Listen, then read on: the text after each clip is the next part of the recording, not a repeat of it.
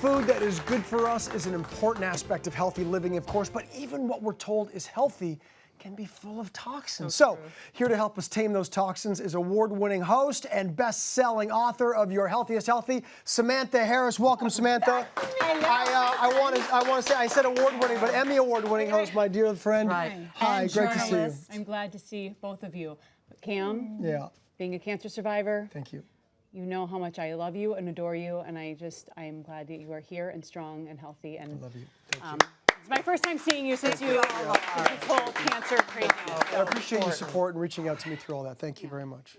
Now I got to continue on. Sorry. So I got a little distracted. Yeah. This is We're all friends for 20 years here. That's all. But no, honestly, that means a lot to me. And on that same note, on even what you just said there, this quest for trying to eliminate toxins in your life, it really initiated about 5.5 years ago when you got your diagnosis for breast cancer. So tell us about what you thought was healthy eating, and then learning that there was a lot more to it. Right. Well, first of all, I was the healthy one among all my friends and family.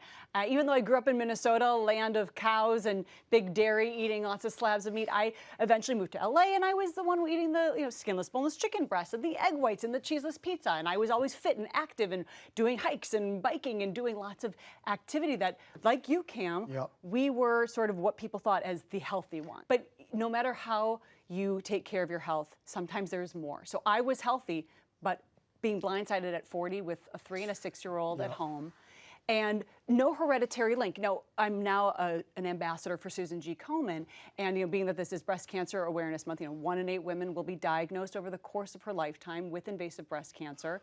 And here's the thing that really got me: only 5 to 10% of breast cancers are actually genetic, and mine was not. So I thought, all right, why am I and so many others diagnosed? So I leaned into, look, I'm a journalist by trade. So I leaned into my journalism background. I researched everything I could. And what it came down to was what you put in, on, and then around your body, right? So the foods you eat, the beauty products and the lotions and potions on your body, and then toxic fumes from cleaning supplies, but also toxic relationships that are upping that cortisol, that stress hormone, and wreaking havoc not just for cancers, but also autoimmune disorders, heart disease, and type 2 diabetes. Sure, exactly. They're endocrine disruptors. Yes. Okay, so one of the first things we need to do is get rid of those endocrine disruptors. Yes. So you say we need a detox, ladies and gentlemen, from pantry to plate. Yes. What do we need to do? All right, so what I did, the first thing was I switched how I approached my meals.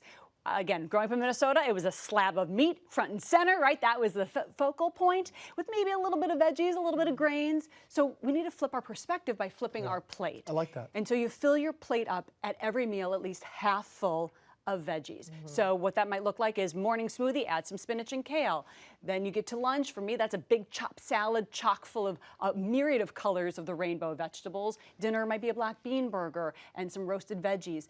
And what I've found, I think the most interesting thing really about increasing the amount of vegetable intake, really focusing on a whole foods, plant-based diet in small, manageable steps, right? Little changes. I noticed that my energy, you guys know I'm sort of. You've always had tons of energy than anyone in the room. And we have, and between the two of us, we've got a lot of energy over here. Yes. She's got us outdone. But that one change of switching to more veggies has actually increased my energy level tenfold. That's amazing. That's amazing. Now, on top of all that, because that's a great start and so helpful to hear for sure, reading food labels now. You're in the grocery store, you're going through, you're trying to choose what to eat, what to buy, what not to buy. So important, especially with a certain sugar that sneaks in there in liquid form that you call, what do you call that? Liquid death. Liquid poison. Liquid poison. High fructose corn syrup.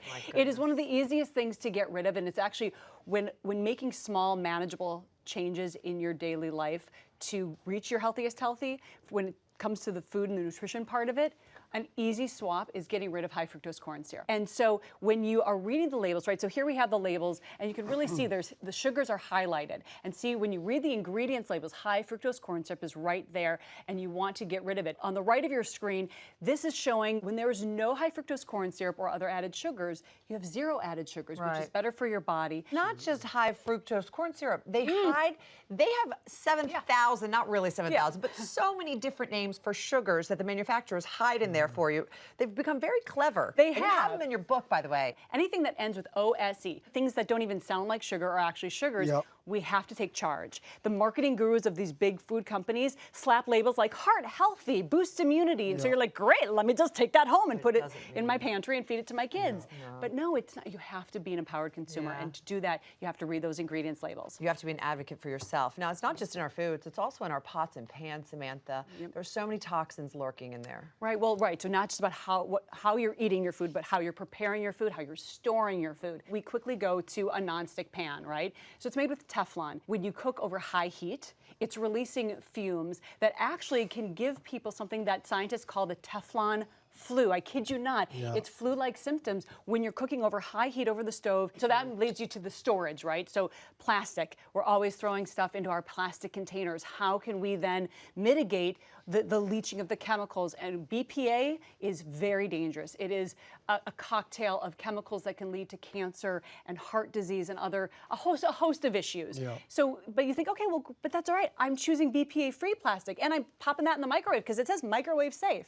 No microwave safe when it comes to the plastic. And you have so much more information on this on your webinar, which is today, by the way. Yes, so kicking off your Healthiest Healthy online coaching, because the wellness retreats, which I'm also doing, have been great and successful, but not everyone can get on a plane and come to see me in person. So we're doing it actually video chatting. We're hanging out. I love technology. Small groups, and it's really exciting. And the first group launches today, and I'll be launching more groups in the coming weeks. If I'm free, I'm tuning in. I'm joining you. If I'm free, I'm joining in on your webinar. I'm telling you. One change, small change at a time. That's what it is. Don't be overwhelmed. Small changes. For more from Samantha, it's always great to see you, by the way. Thank you for being here and for your sweet words as well. Check out her Healthiest Healthy webinar. I just might if I have the time and if I'm available. First session starts today, everybody.